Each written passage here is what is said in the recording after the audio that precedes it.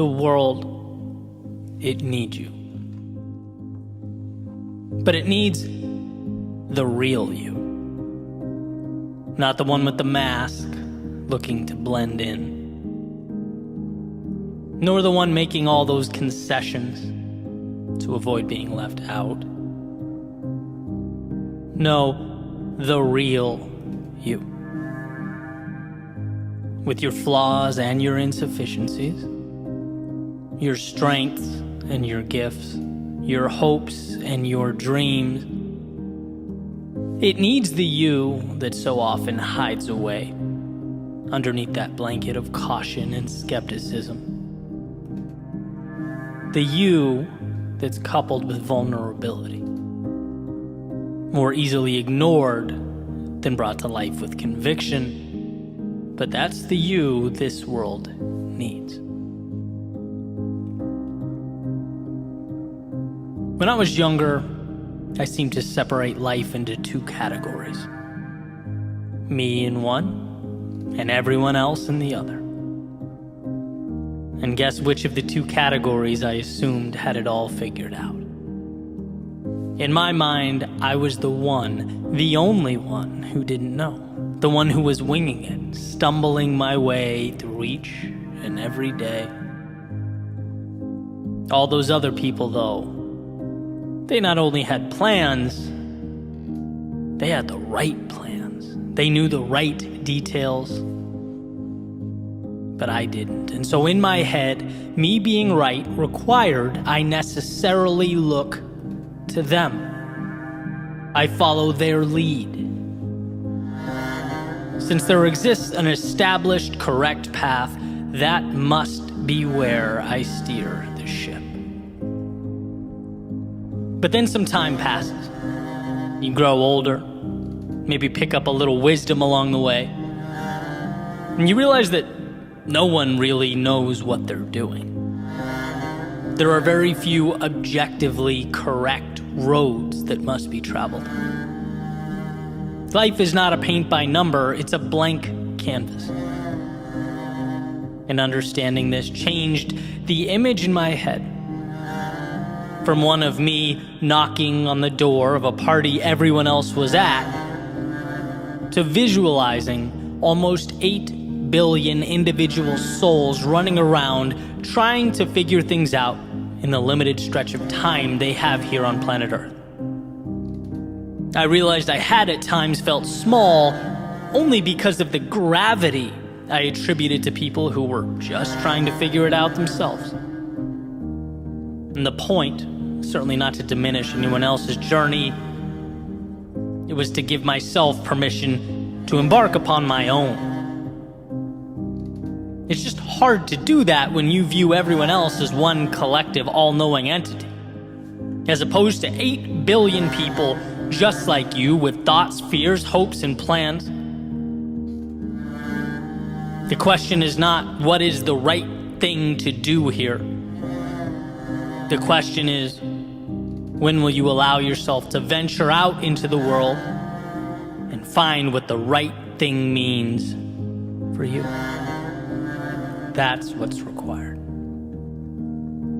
And the world will be better for you having found it, because after all, no one sees life like you do. No one has the background or worldview. The universe has conspired to put you as you are here now. Almost an impossible occurrence in and of itself. How easy that is to forget. We were born on the summit, yet the inclination, for some reason, is to keep our eyes closed. No, open them. Take it all in. Allow the view to propel you forward. The world needs you. It needs you with your mistakes that have helped you evolve into the person you could never have been without them. It needs you with your worries and your fears. Conquering them will be pivotal in your evolution. It needs you with your flaws and blemishes. How else would life convince you that the things that make you different are the same things that make you strong. It doesn't matter how many people tell you or try to explain to you the magnitude of what's at your feet. Life does not begin until you allow yourself to start living. Until you realize that yesterday does not define you. And the categories in which you've placed yourself, they're transitory. The past is not the reason you can or can't begin again. It's not who you are forever. No, it's the advantage you now possess as you move forward, should you choose to move forward. It's in realizing you are bound by nothing that you free yourself. And for the one wondering, why does it matter what I think? Why should I start or try or risk anything? Why should I pick up the brush and start painting on that canvas before me? Well, because that step is where it all begins. The meaning, the purpose, it's all predicated upon our willingness to pick that brush up and start painting. You ask, what's the point? The point is everything. One detail at a time, we dismantle our previously held notions about what life is supposed to be, and finally start living one that matters. No one's masterpiece will look like yours. No one's depiction of life will follow the same parameters you've etched onto that canvas. In fact, there are people that will be changed forever because you chose to live your life fully. There are lives of those around you that will be transformed because you picked up the brush. There are stories that will now end in triumph because you found the courage to start, to see light in yourself.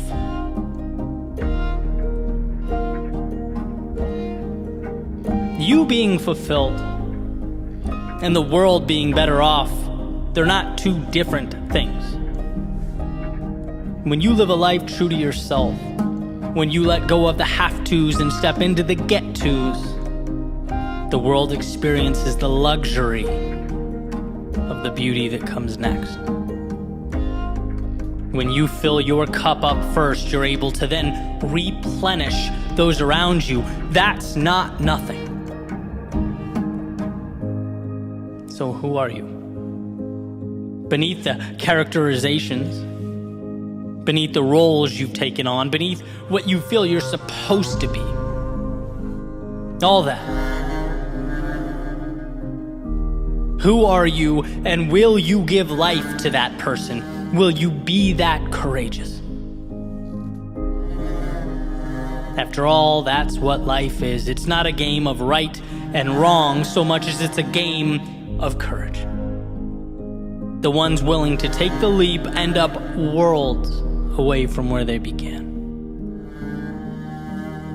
So my ask of you is that you begin tearing down those walls created in your head.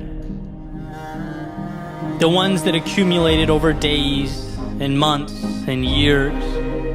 The ones that box you in or keep you out, that suggest you are anything other than that 1 in 400 trillion miracle, ready to embark upon the ride of a lifetime. And sure, it means shedding the comfort of obscurity, the safety of projection. Looking yourself in the mirror and saying, I am worth it, and there's more out there, means without question you are taking off the training wheels, dancing with vulnerability. But it also means when that time comes, you look back on how you lived your days, you can say, I truly lived. You can say that the world needed me, and I had the courage to heed its call.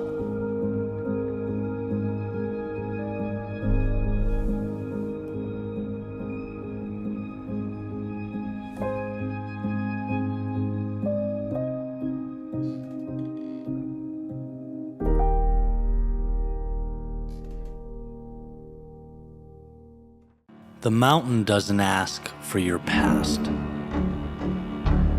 It asks for your next step.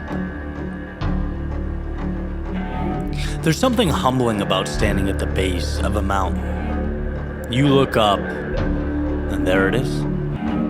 Seemingly indifferent, standing there, quiet, immovable. It's not impressed with your plans, not swayed by your doubts or concerns, and certainly not worried about yesterday. Which brings me to the lesson. The mountain doesn't ask for your past, it asks for your next step. See, Mount Humphreys, the tallest mountain in Arizona, it wasn't the end game, it was a symbol. One step in a larger promise or commitment I made to myself. To build a stronger, sharper, more durable version of me. Not just physically, but in how I think, how I lead, how I endure. And while I knew I could climb this mountain, I was wrestling with the bigger picture. The same way that a mile or two into a half marathon, your mind starts wondering about what waits around the corner and your ability to overcome. Can I really become that person? The one who does the hard thing, and here's the catch, not once or twice, but every single day. This is not a small change, this is a death and rebirth, a recreation. Becoming someone who chooses discomfort over ease and growth over validation. Because becoming that person means letting go of the person I used to be, and as we all know, that is no easy task. The past is what we know. It's familiar, it's comfortable, even when it's heavy. That whole, I'll choose the devil I know over the devil I don't idea. But the trail, it didn't care. It just stared back at me with one demand. The mountain doesn't ask for your past. It asks for your next step. And so, we did what we set out to do and started climbing. Not to prove I could summit, but to remind myself who I am evolving into. See, every rock, every gust of wind, every burn in my legs, it all has a purpose. Not to punish, but to reveal. To strip away the unnecessary, to leave me raw and focused and present. Up there are no shortcuts. No elevators or escalators. No helicopter dropping you at the top. There is no pretending. It's just you and your breath and the question, will you carry on? Because the mountain doesn't ask for your past, it asks for your next step. And as we continued onto the ascent, and the air got thinner, and our legs got heavier, the irony became clear. The higher I climbed, the lighter I felt. Because every step forward wasn't just movement, it was release of who I thought I had to be, of who I was pretending to be, of all the baggage I never needed in the first place. I wasn't chasing a view, I was shedding an identity. Creating a new self, like a chisel to stone. And when I reached the top, I was kind of surprised by how I felt. Not so much victorious. I felt honest.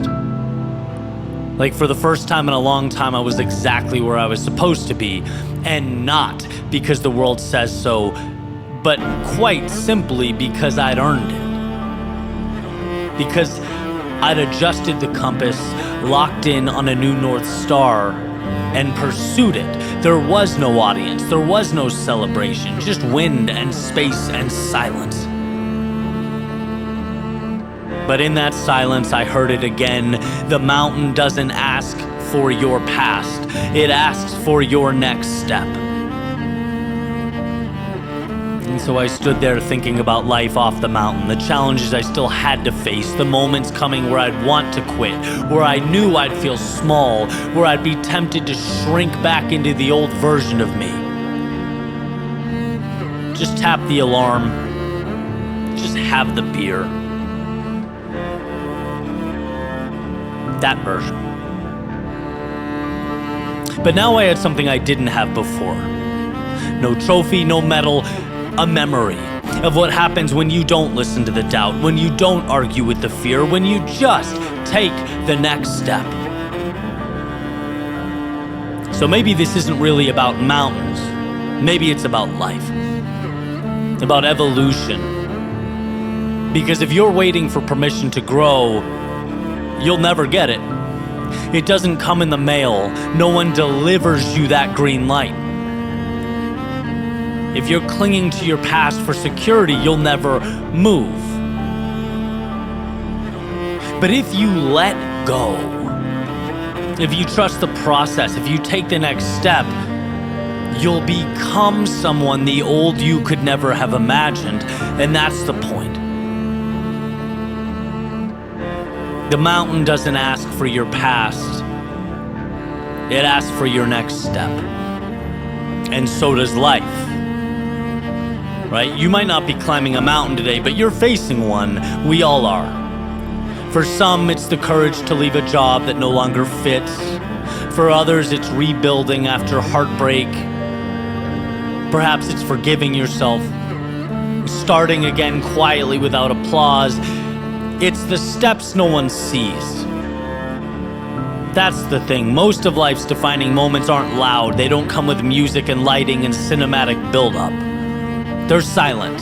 They're subtle. They're incredibly easy to avoid, but they're there every day. Maybe your trail is waking up early to chase a goal. Maybe it's walking into a gym for the first time in years. Maybe it's a difficult conversation or finally putting your name behind something you believe in. Whatever it is, it will ask you the same thing that mountain asked me. The world doesn't ask for your past, it asks for your next step. Are you willing? And here's the catch. Your past will fight like hell to stay relevant. It will remind you of every failure. It will whisper, "You've never followed through before. Why now?" It will say, "You're not the kind of person who does this. You know that." And the longer you entertain that voice, the longer you delay becoming the person you're meant to be. Growth isn't about waiting until you feel different. It's about acting different. Until one day you look back and realize you grew into those shoes. So what's your next step? Not your next 10 years, not your perfectly curated plan, just your next step. You don't need to climb the whole mountain today. You just need to move. Because motion silences fear, action builds confidence, and the path, whatever yours looks like, will reveal who you're becoming. Take the step. Even if your legs shake, even if your heart's pounding, even if no one else understands why. In fact, especially then. Because life doesn't ask for your past. It asks for your next step.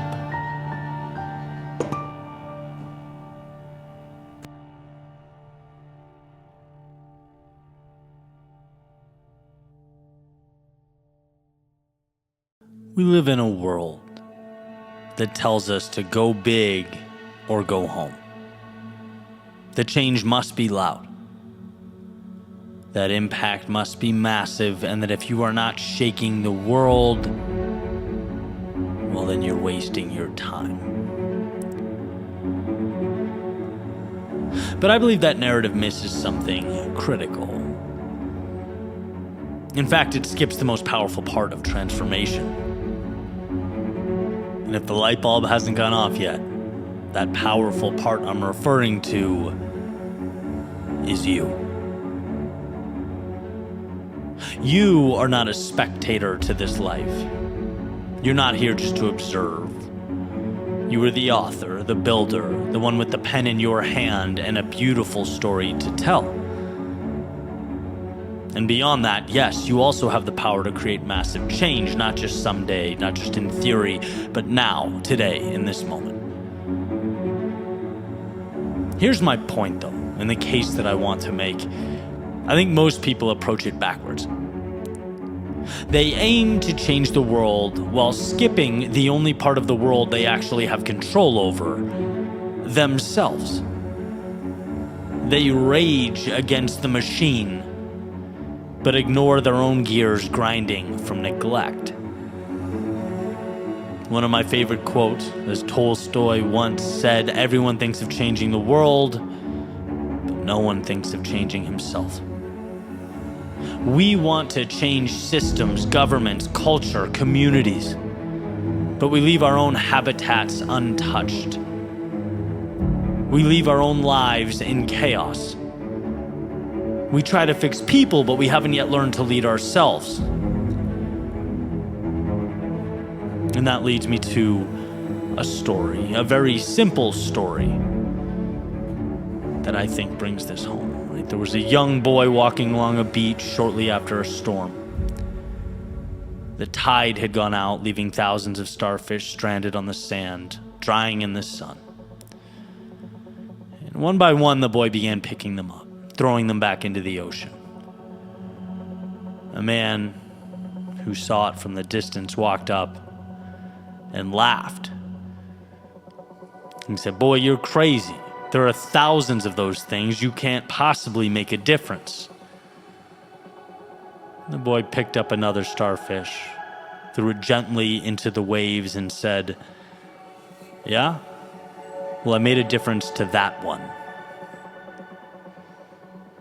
See, we overlook the truth every single day. We underestimate the power of one gesture, one disciplined morning, one hard conversation had instead of avoiding.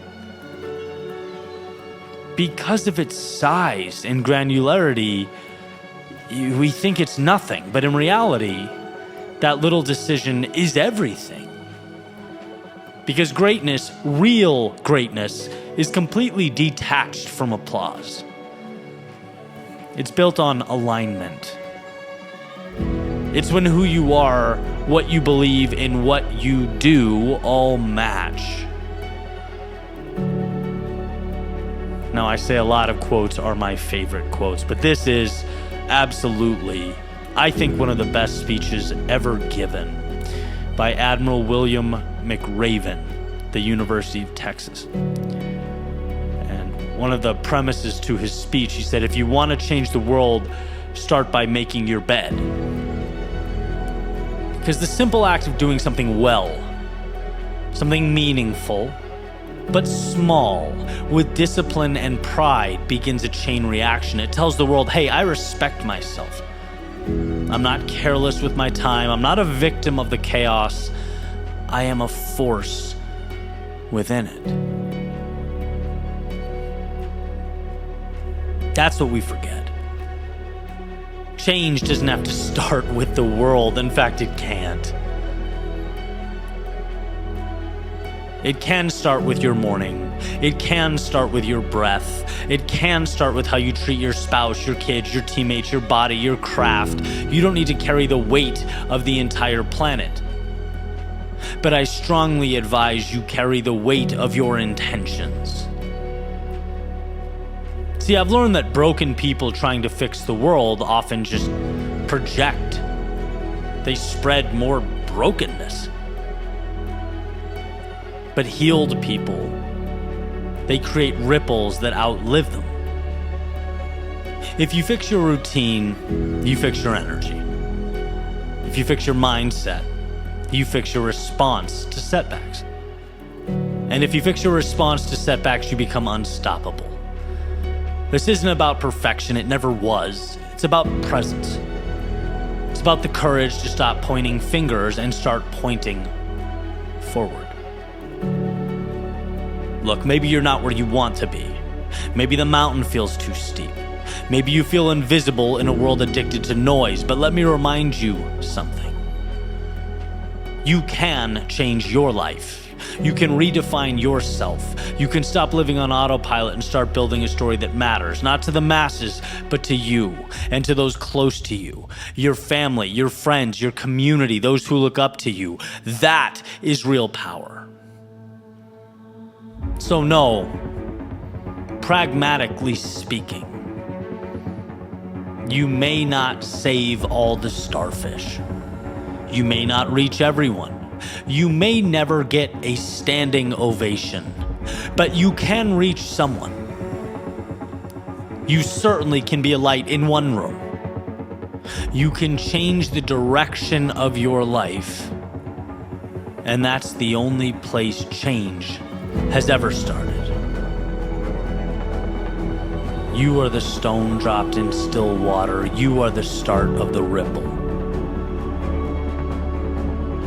So make your bed, keep your promises, say what you believe, push through, lead yourself.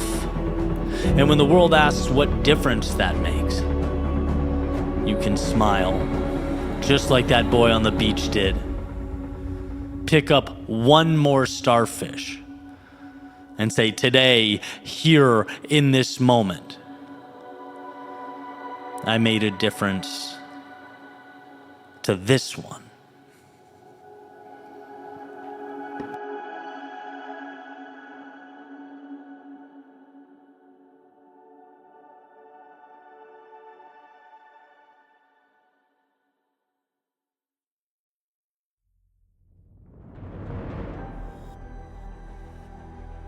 Brené Brown has said, courage starts with showing up and letting ourselves be seen.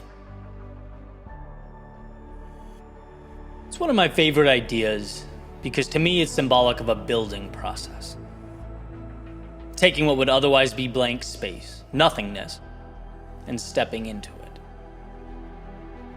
Believing in yourself enough to say, there's a void here and I can fill it.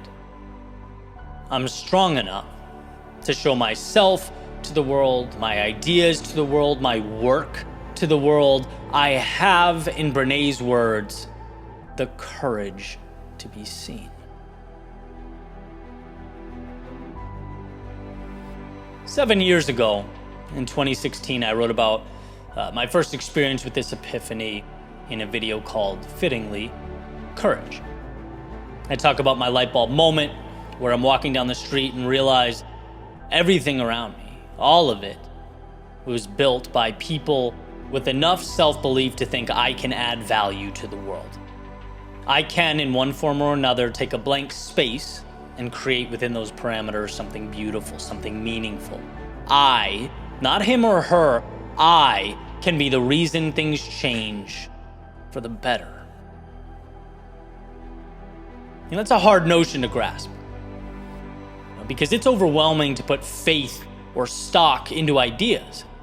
You're just writing yourself IOU notes, right? And it's particularly difficult when things take time or don't go the way you want them to. Immediately, you start to feel crazy.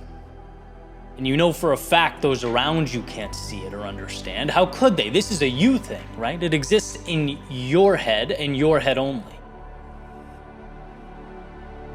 But that building to your left, that song you're listening to, the book you're reading, that car you're driving, these things exist because those who brought them to life survived the storm. They believed and hung in long enough, pushed beyond the self-doubt. They escaped that maze that chews up and spits out so many. And a few weeks ago, I was in Vegas for a podcast and doing some marketing for a new venture. I was with a friend and business partner. We're on the balcony looking out over Vegas. And we're both inspired in that moment because we're reminded how big the world is and how everything below us is a product of courage, right? Opportunity captured and acted upon by those who believed in themselves to do it. And Tyler's pointing down to different things, right? Those offices were built by someone. Every light, built by someone. Every car going down the road, built by someone. Emphasizing just that beautiful reality. It's all possible, but you have to initiate it. Right? And it's incredible how things come full circle. 7 years ago, the scary thing was putting my voice out there. Fast forward a little bit, same game, just different stakes. It's like it will always be true. If you want to increase your impact, do not forget two things. One, it's possible for you, and two, it takes courage. Sure, self-belief alone, it won't get you through the finish line. But without it, there is no race to begin with. There is no starting point. Only dreams, only wishing, only hoping. Courage says, everything around me was brought to life by people with the strength to convert nothing into something. And those people, they are not gods. They are no different or better or greater than you or I. They see blank space and ask, why not me? Why couldn't I leave a mark or make a change? And that's just it. You can be the one. Not some other guy, not your neighbor, not the folks on social media. You.